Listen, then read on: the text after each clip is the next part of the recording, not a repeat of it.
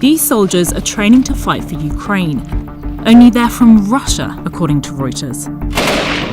Эту войну может закончить, соответственно, убив Путина и парочку его там, получается, окружения, из его окружения, да, и, собственно, эта война закончится мгновенно.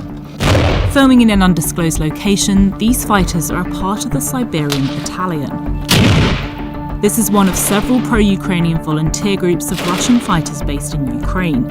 In March, the Siberian Battalion said they participated in a cross-border raid in Russia, but now they've returned to Ukraine to train a new group of Russian recruits. Вот так вот. И к нам тут относятся просто как я не увидел ни разу здесь того, что сказали: о, это русский, и все, типа, ты второй сорт какой-то. Что там по телевизору в России еще рассказывают.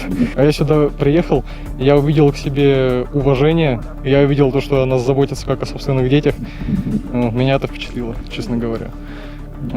На мясо нас здесь никто не собирается кидать, но сразу сказали, типа, парни, вы для нас как наши дети, мы будем о вас заботиться. According to Reuters, Russian officials have claimed these groups are part of the Ukrainian military and so-called puppets of the US. A spokesperson for Ukraine's military intelligence agency says the battalion were acting independently of Ukraine when they attacked Russian targets in March.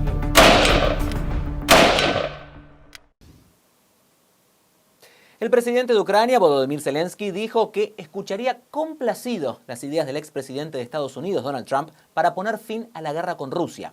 Sin embargo, evitó referirse más al tema durante una entrevista este miércoles en el Foro Económico Delphi, en Grecia. Las declaraciones de Zelensky llegaron después de que el candidato republicano asegurara que, de ser elegido nuevamente presidente, presionaría a Ucrania para llegar a un acuerdo de paz que implicaría una pérdida de territorio ante el Kremlin.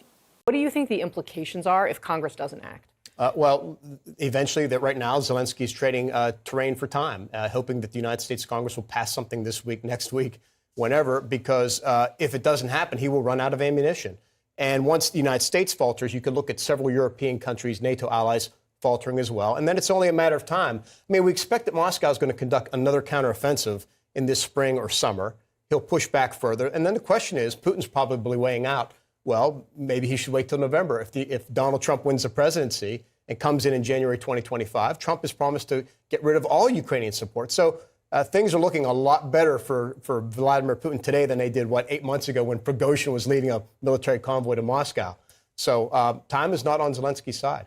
So I did ask the Ukrainian President Volodymyr Zelensky about the fact that he has now, for the first time apparently, said that if Ukraine does not get new weapons packages from the United States, with all of that still held up in Congress, that Ukraine could lose the war. Here's what he said.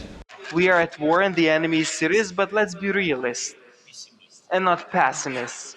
Let's be realists. Now the situation is stabilized. Once we have weapons and concrete political steps from our partners, we will break Putin's backbone. So Volodymyr Zelensky, they're saying that if Ukraine does get those weapons from the US, that they do have every chance to win. But one of the other things that he also said is that Ukraine needs a different quality of weapons. Of course, one of the things that the Ukrainians have been talking about is saying they need longer distance weapons, like for instance those ATACMS missiles, more F-16s that some of the US's partners are giving, but the US has not yet said that it will give. Volodymyr Zelensky essentially saying, don't be afraid of Russia, give Ukraine the weapons it needs to win. I understand that this is not easy and everybody is thinking about oneself and we are grateful to all our partners. But what we have now is not sufficient. If we want to truly prevail over Putin, if nobody wants Putin to drag the world into Third World War. Now, of course, John, one of the things that's also a big topic here is those reports of President Trump allegedly saying that he would force Ukraine into a peace deal with Russia that would force Ukraine to cede territory to Russia. I asked Volodymyr Zelensky about that as well, and his answer was actually very careful. Listen in. First and foremost, those signals were on certain media platforms. I haven't heard that directly from Trump. His ideas in detail, I did not have an opportunity to discuss them with him and to discuss his ideas on how to end the war. If I have such opportunity, I will, with pleasure, listen to them and then we can discuss the topic.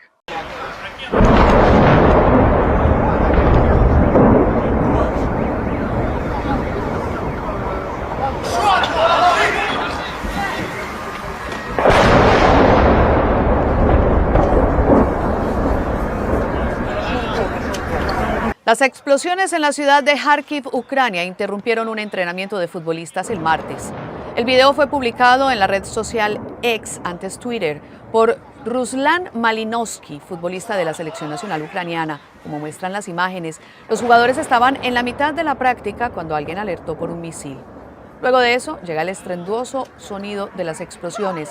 Segundos después, se escucha un segundo grito de advertencia y los deportistas ponen su cuerpo contra el suelo para protegerse. Momentos más tarde, se oye una nueva explosión. Los jugadores se ponen de pie tras las dos amenazas y no está claro si la práctica se suspendió después del incidente. La ciudad de Járkiv ha sufrido una serie de ataques rusos mortales en los últimos meses. A major warning from a former Russian official under Vladimir Putin. He says Putin is so determined to stop President Biden from winning re-election that he's plotting various ways to sabotage him in the summer or early fall. The very specific warning coming from Vladimir Milov, a former Russian energy minister. I certainly believe, like 100%, that Putin will be doing things in summer, early autumn to actually harm Biden's position ahead of the elections, be it, I don't know, some impacting the international oil market with supply disruptions so that the prices go up, US gasoline becomes more expensive, there is a spike in inflation, whatever, or certain acts of sabotage using his allies like Iran or Iranian proxies in the Middle East to disturb security situation there. It can be anything. Also the attacks in Russia's neighborhood, covert sabotage attacks that I've just mentioned.